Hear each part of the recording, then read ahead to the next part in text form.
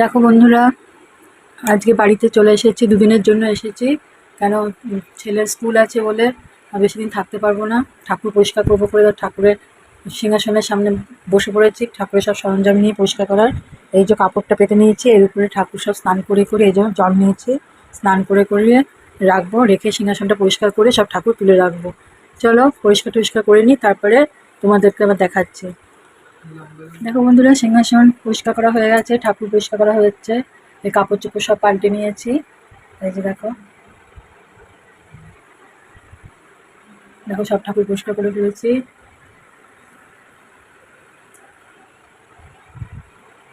কাপড় সব পাল্টে দিয়েছি, পাতা কাপড় কাপড় সব এই যে দেখো এগুলো কেচে নেবো এবার।